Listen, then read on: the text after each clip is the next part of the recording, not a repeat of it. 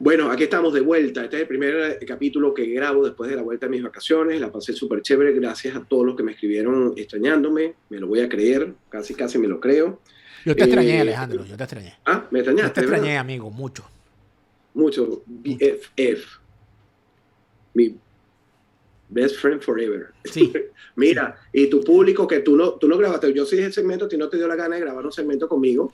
Me imagino que conociéndote ya es como para provocar que te preguntaran dónde está Alejandro. Lo pateaste, lo sacaste, No, tú sabes lo que yo, yo, bloqueaste. yo, yo no soy como tú.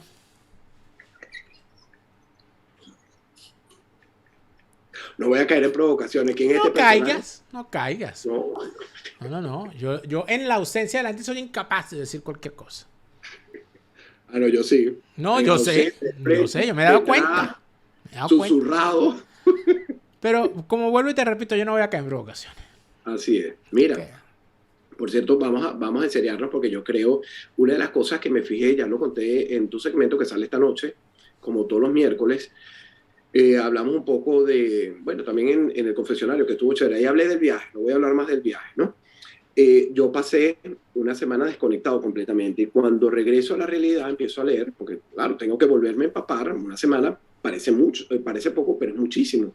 En los eventos me doy cuenta que pasaron cosas importantes, pero cuando miro a Venezuela, es decir, cuando volví a enfrentarme al tema de Venezuela, digo, Dios mío, qué jodidos estamos.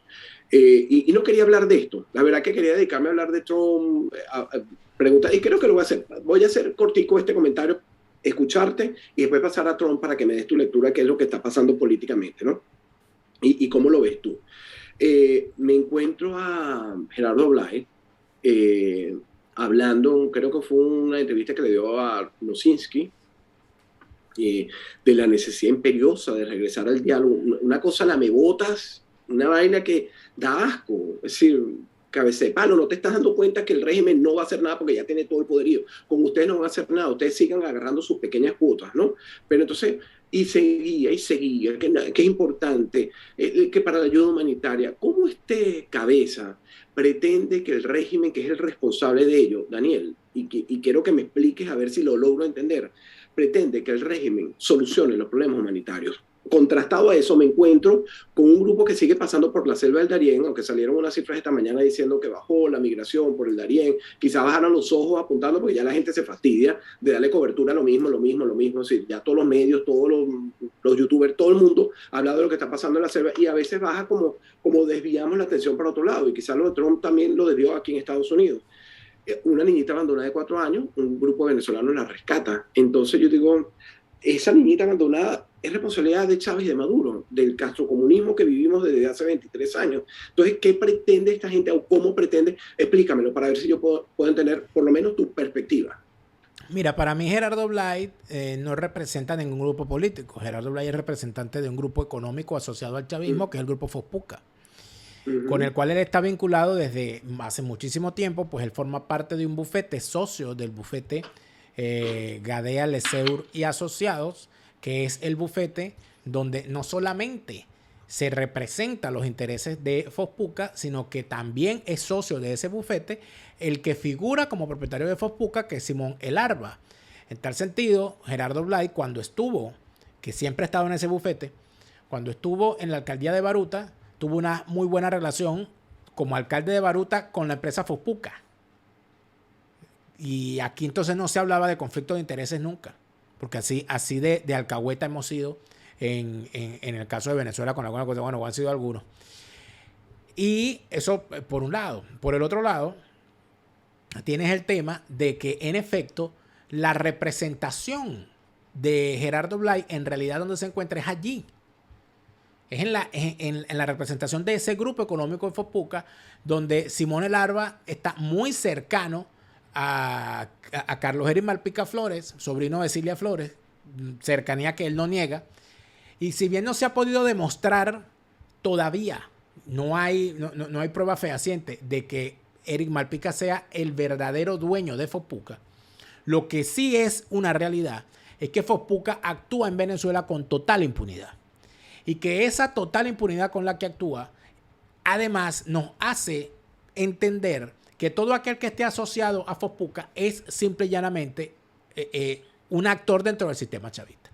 Entonces, cuando Gerardo Blay habla con tal vehemencia de que es necesario regresar al diálogo, él no está hablando ni por los venezolanos que están cruzando por el Darién, ni por los venezolanos que estamos exiliados, ni por los venezolanos que presos políticos, ni por los venezolanos que están en la inmensa cárcel que es Venezuela pasando toda la penuria.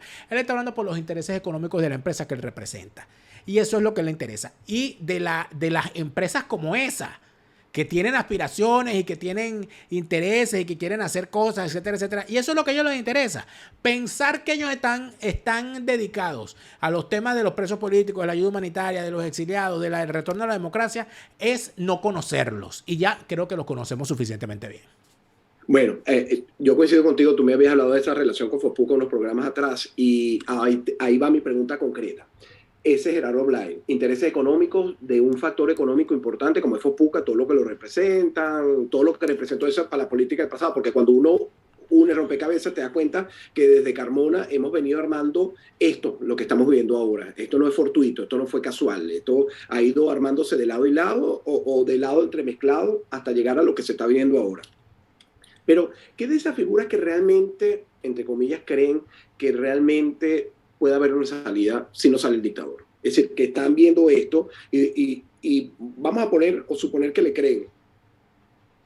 Bueno, cada quien es libre de creer en lo que quiera, pero luego de 22 años creyendo y apostillando el papel de pendejo que hemos hecho, creyéndole a esta gente, pues está perfectamente claro que o no están comprendiendo o simple y sencillamente son candidatos al Departamento de Oftalmología Política, donde tratamos a los peores ciegos, que son aquellos que no quieren ver.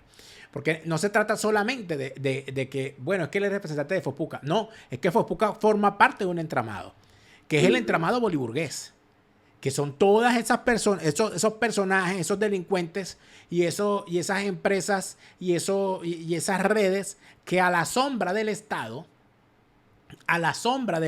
chavista, se han dedicado a hacer negocios donde son socios del chavismo y socios de la oposición falsaria. El chavismo necesita testaferros, necesita tener mamparas, necesita además dar una falsa sensación de bonanza, de economía boyante, de tener sus empresarios, sus comerciantes, sus ricos, sus poderosos, que les sirven, número uno, de pantalla, número 2 de testaferros y número 3 de engranaje necesario para financiar a su vez a una oposición hecha a su medida. Entonces, cuando yo asumí que en Venezuela no hay oposición, para mí todo estuvo claro. A partir de ese momento yo empecé a entender todo. Yo decía, bueno, como esta gente no es oposición, sino que es parte del chavismo, ya aquí todo tiene explicación. Ahora, hay gente que no lo quiere ver, hay gente que se aferra al hecho que, bueno, ¿y entonces qué hacemos?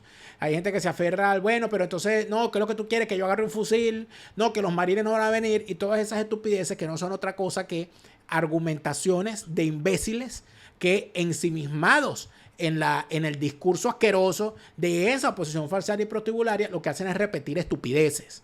Porque no es verdad que la alternativa frente a la solución electoral sea la invasión gringa. No es verdad que la alternativa frente a la negociación para los negocios del régimen, que la alternativa sea agarrar un fusil. Aquí la alternativa real es negarse a la convivencia con ese grupo de criminales. Porque quien convive con criminales se termina convirtiendo en un criminal también. Aquí o sea, el camino obvio, la alternativa a eso es mantener la dignidad, mantener los principios, negarse a eso. Negarse a caer en esos negociados, negarse al entreguismo de unos personajes que dicen, bueno, pero ¿qué importa? Total, yo necesito tal, necesito más cual, y por eso yo me entrego. Y si, no, para que me den este pasaporte, yo voy y hago un video y digo que el Alzheimer es una maravilla, o para que me dejen ese tipo de cosas. Bueno, habrá gente que su dignidad tiene precio y evidentemente hay gente para la cual su dignidad vale un pasaporte. O una cédula, mira, o un cupo en una universidad. Yo creo que la alternativa frente a la infamia es mantenerse con dignidad y con principio. Tú sabes que antes de cambiar el tema de Trump y terminar este espacio, te voy a comentar algo. Ese amigo mío que te dije, el único venezolano que estaba en este crucero donde me monté, el Alur, se baja después de 4 años. Él vive en Chile, se fue hace 6 años. Nuevamente saludos para ti, Osvaldo. No sé dónde te saludé, si en el programa de Daniel. Él no sabía quién era yo. De hecho, el último día fuimos a llevarle un regalo, porque yo le dije, cuando nos bajemos en la abadía en Haití, te invito a una piña colada, porque ellos no pueden rozar mucho tiempo, ni intercambiar, ni beber, ni comer con los guests.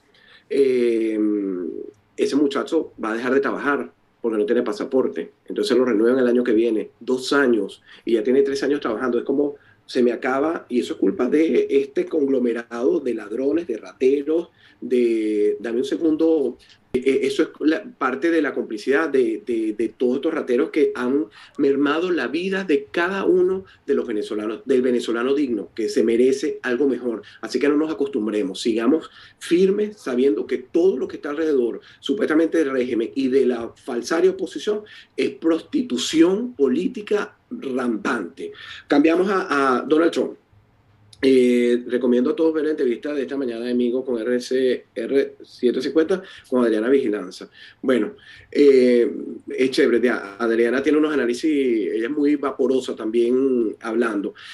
Daniel, yo me morí de ganas de escucharte con tus excelentes análisis de la lectura de lo que pasó con Trump. Yo, en discusiones internas con mis hijos, familiares, tú sabes que aquí hay posiciones distintas, yo le decía, ahí no va a terminar pasando nada. Es decir, porque eso pareció una venganza política tal cual. Porque si hubiera algo de fondo, aquí ya lo hubiera. Y fíjate que lo han ido como silenciando, como tranquilo, porque los políticos no han hecho realmente nada, no han explicado, ahora van a silenciar y no vamos a saber, no vamos a entender realmente de dónde salió la orden de catear se dice así, catear, ¿no? Sí, allanar. De allanar, es la palabra, allanar la casa del expresidente Donald Trump, sin haberle dicho, porque si tú sospechas, mira, usted tiene los papeles, me lo puede entregar, es decir, como seguir el orden real de las cosas, ¿no? Sino llegar como si estuvieran en Venezuela, en Cuba o en Nicaragua, a lo mero macho. Pero nada, no te quiero inducir tu respuesta, sino quiero tu análisis, lo quiero escuchar. Mira, yo creo que todavía no sabemos qué es lo que está pasando allí. Yo creo que todavía hay que ver qué es lo que está ocurriendo. Sin embargo, yo podría ver el asunto desde el punto de vista judicial. Creo que eso debería analizarlo un abogado o una persona que comprenda las leyes de los Estados Unidos y sobre todo la cuestión procedimental, porque los procedimientos son muy importantes en los sistemas jurídicos, en los sistemas judiciales donde se respeta la ley. Y un procedimiento que parte mal puede tumbar un juicio por completo. Entonces, hay que estar claros en eso. Por el otro lado, está el gran asunto del tema político. Yo creo que el hecho de haber realizado ese allanamiento, esa acción, en medio de una campaña electoral nacional, en la que el partido de gobierno, el Partido Demócrata, se está jugando el control del Congreso, es una barrabasada inmensa que lo que deja ver es que no hay un análisis real del impacto que acciones como esta pueden tener.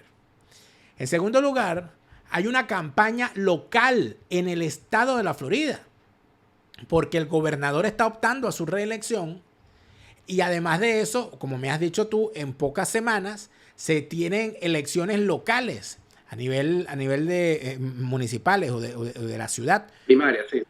Y eso, de alguna manera, también termina generando que el tema nacional, como cae y recae en la Florida, termine convirtiendo eso o termine causando una reacción electoral que vamos a poder ver en los hechos. Yo creo que fue un error. Y creo que fue un error de muchas maneras. Creo que fue un error haberlo hecho en el momento en que se hizo. Creo que fue un error haber llegado al límite del allanamiento cuando muy bien se pudo haber expuesto en público a Donald Trump como una persona que se había llevado unos documentos y eso con el peso de la opinión pública, que es algo que le importa mucho a Donald Trump, se hubiese logrado de forma conciliatoria que si es que es verdad que el señor tiene unos documentos sensibles, pues se devolvieran o se hiciera lo que se tuviese que hacer con ellos. Y que explicara por qué están en su caja fuerte cuando los super secretos, los carpetas en Estados Unidos no deben estar en una caja fuerte de un expresidente. Eso no ocurre. Por supuesto, pero el hecho es que entró el FBI y se los llevó, inclusive lo que estaba dentro de la caja fuerte. Siento además que hay una... yo no estoy de acuerdo con llevar problemas políticos al debate en la opinión pública. O sea, hay temas que yo mismo no trato en mi canal, en mi programa. Porque si es un tema legal, eso es en tribunales. Y si es un tema político, se resuelve en la arena política. Someter esto, creo que es un error. Y es lo que está terminando ocurriendo. Es otro error sobre error, sobre error, sobre error. Y es un error de la administración demócrata. Y es un error del FBI y es un error del Departamento de Justicia. Que están convirtiendo ahora el hecho en tema para ser solucionado ante la opinión pública. La opinión pública no tiene que decidir si está bien o está mal aplicada la ley. Eso lo decían los tribunales. Entonces, lo que se está ventilando ahorita es el juicio de la opinión pública y no el juicio de los tribunales. Aquí son los tribunales los que tienen que decidir si el procedimiento se hizo de forma de acuerdo a la ley o no. Si el procedimiento se hizo de forma legal o no. Y si lo que se encontró allí significa una vulneración de la ley o no. Pero someterlo a la opinión pública, no, yo estoy de acuerdo con que lo hayan allanado porque él me cae mal. O yo no estoy de acuerdo con que lo hayan allanado porque él me cae bien. Es banalizar el hecho y es lo que lamentablemente está ocurriendo y creo que es de alguna manera lo que buscaba. Porque en época electoral no hay algo que le guste más a un partido y en esto pecan los demócratas y los republicanos que crispara la opinión pública. Porque sienten que en la crispación de la opinión pública es donde está la ventaja que puede tener. Pero yo creo también, como tú, coincido que fue un error del Partido Demócrata, que además no las tiene fácil para las próximas elecciones, y ojalá que esto no termine siendo como la denuncia, es decir, porque yo estoy a favor de la legalidad, que se investigue si Donald Trump realmente tuvo responsabilidad en no actuar ese 6 de enero, si realmente las denuncias que hizo de robo, de hurto, de votos, de tracalería en algunos estados que le impidió la reelección a la presidencia, que se investigara y no se terminó investigando y nos quedamos con esa duda sembrada. Y yo creo que lo que terminó pasando en este caso, además de la banalización, que también, coincido contigo, fue expuesta, sobre todo en un estado donde estamos pelando gajo, porque este es el estado donde viene la mayoría, donde se nota muchísimo más el impacto de una gasolina, un galón de gasolina en $5, donde te impacta muchísimo más, porque aquí todos estamos rajuñando a ver cómo llegamos al fin de mes para cumplir con nuestras cuentas, con las viviendas súper caras. Entonces los salarios de una pareja no te alcanzan ni siquiera para cumplir los compromisos de pagar casa, el seguro de la casa, el carro, el seguro del carro, el teléfono. Entonces es muy complicado. Entonces buscar esa crispación creo que fue un fallo importante, que lo veremos en los resultados ahora y también... Exacto, que no debería ser, porque lo que debería esperarse es un veredicto de un tribunal y no el resultado de las elecciones.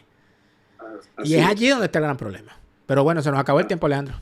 Despídete. Así es. Pero bueno, yo también creo que fue un error y sí quiero, ojalá que me escuche alguien que tenga que ver con esto. Sí me gustaría saber realmente qué fue lo que pasó, por qué lo allanaron, cuáles son los motivos y las razones, pero no ocultarlo, porque al final debieron, como decías tú al principio, es una cosa legal, la justicia, el Departamento de Justicia, que puede quedar muy mal parado, el FBI puede quedar muy mal parado también. Entonces nosotros empezar a dudar de que el FBI, que siempre ha sido, no solo nos los han vendido en las películas, es un cuerpo perteneciente a la justicia estadounidense. Sí, le hizo daño a muchas instituciones, le hizo daño a la institución de la presidencia, le hizo un daño a la institución del Departamento de Justicia, le hizo un daño a la institución del FBI y es una cosa muy que la gente puede pensar que es cualquier cosa, pero es que en los Estados Unidos siempre ha habido una sensación, hay una buena parte de la población de los Estados Unidos que le tiene resistencia a las instituciones federales, porque sienten que el Estado federal es su enemigo.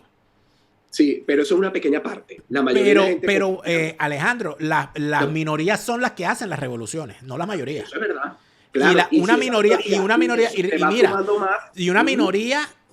en un país con libertad de porte de armas, de fusiles de asalto y todo lo demás, hay que verle la cara. Por eso es que yo no entiendo el afán por empujar la crispación. Es una gran irresponsabilidad política, claro, de la que no escapa el propio Trump. Sí, bueno, De pero la es que que no te voy a escapa decir, el propio Trump, porque tú no puedes convertirte sabiendo que tienes repercusión en tu palabra.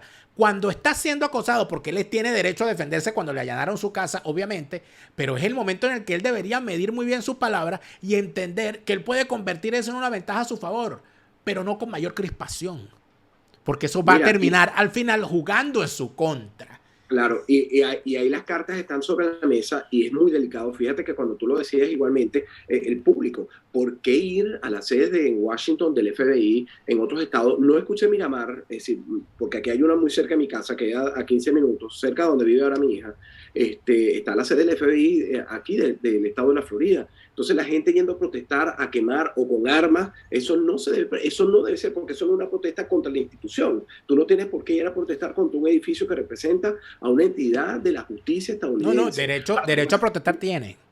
Claro, Derecho a protestar pero tiene. El problema es la crispación. La claro, porque crispación. pasan la línea como pasó el Y 6 de entonces, enero. y de esto no se eximen los medios de comunicación. Yo he visto unas cosas que ha publicado la gente de CNN en español, lo comenté en Así esto en es. sus redes sociales, donde tenían un titular donde decía La valorización, Trump sí. responde al allanamiento a su casa regando los medios de disparate. Entonces yo digo, ya vaya, este es el editorial de un medio de comunicación.